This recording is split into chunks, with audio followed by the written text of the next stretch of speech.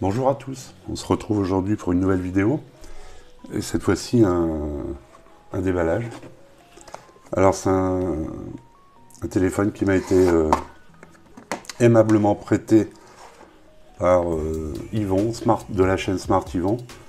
Je vous invite à aller voir sa chaîne, je vous mettrai ici le lien vers sa chaîne et dans la description aussi.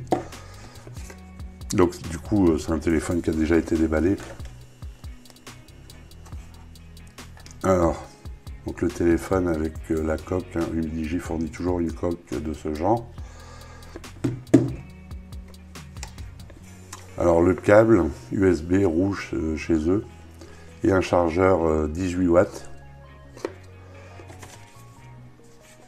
Voilà, alors normalement il y a un adaptateur, parce qu'il n'y a pas de prise jack sur le téléphone, il y a un adaptateur, bon Yvon a dû oublier de me le mettre, c'est pas grave. Vous savez qu'il y a un adaptateur USB-C jack. Donc voilà pour le contenu de la boîte. Donc le téléphone. Donc voilà, je vous montre la coque. C'est une coque. Ce qui est bien, c'est qu'elle est lisse. Elle n'est pas lisse, je veux dire. Donc ça permet d'avoir le téléphone en main. Donc voilà le téléphone. Alors, quand j'ai préparé cette vidéo, j'ai regardé, voilà ce qui explique pourquoi il est déjà en marche aussi. J'ai regardé un peu les specs de ce téléphone et franchement, j'étais vachement étonné. Puisque vous avez un écran AMOLED, vous avez un capteur d'empreinte sous l'écran.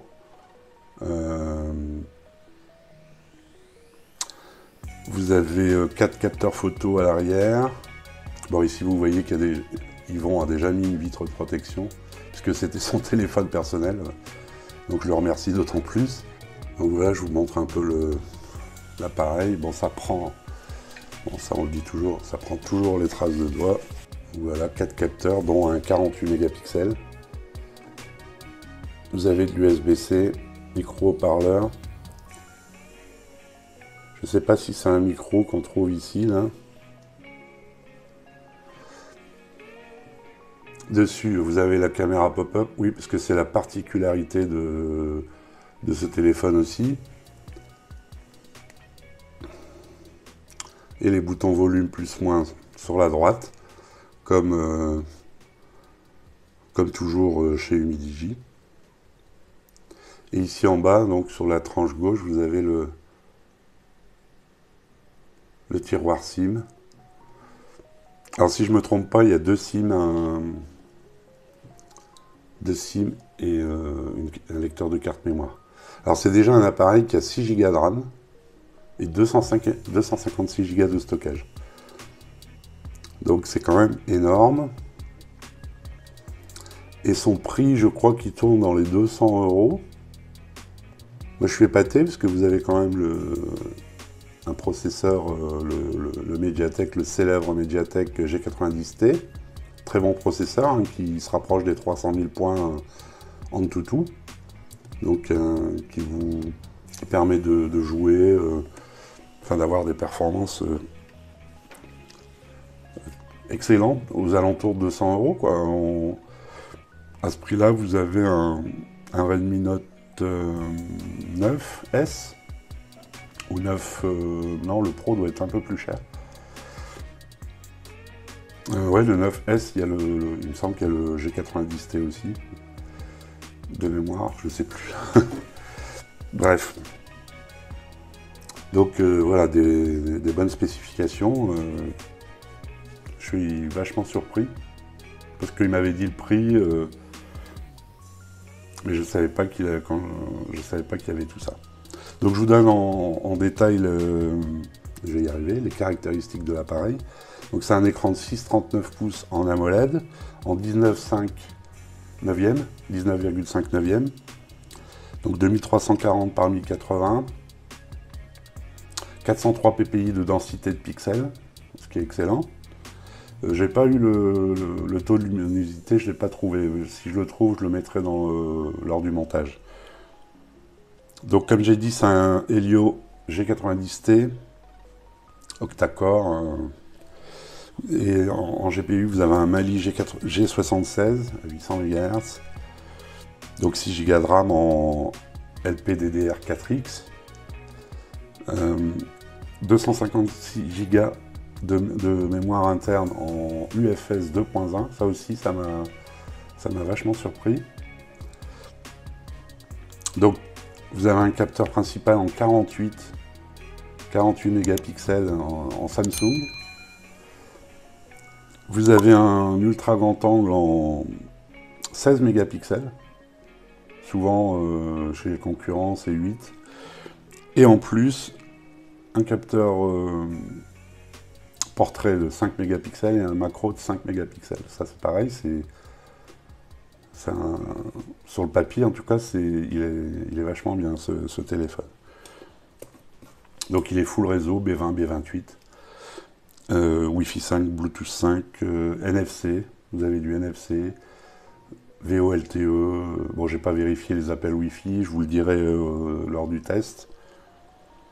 Une grosse batterie de 4680 mAh, une charge 18 watts, Android 10 évidemment.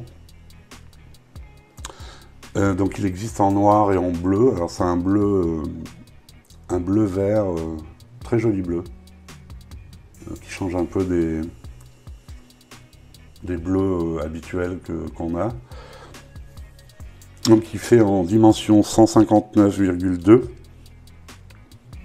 75,7 en largeur, pour une épaisseur de 9,6 et un poids de 202 grammes.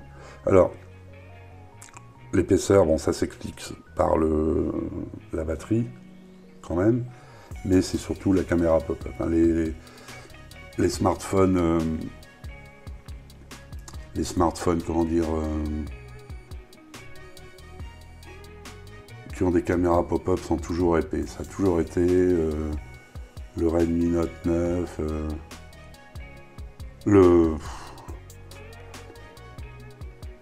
alors les smartphones qui ont des caméras pop-up comme ça sont toujours plus ou moins épais.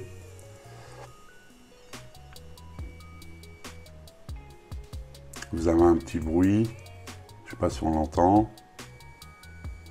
Je ne sais pas si on peut désactiver, je vérifierai ça.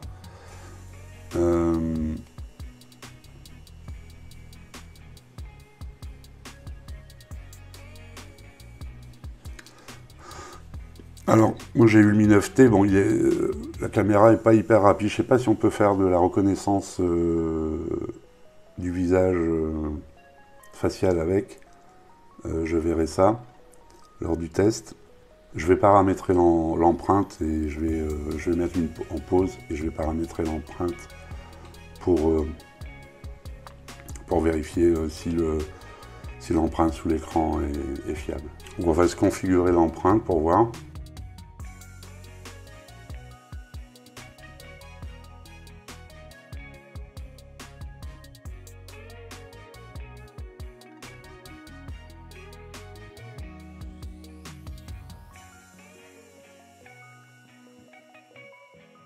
Donc voilà le déverrouillage par empreinte. Donc ça fonctionne. Par contre, on n'a pas... Il faudra que je regarde dans les réglages si c'est normal. Alors est-ce qu'on a un déverrouillage par...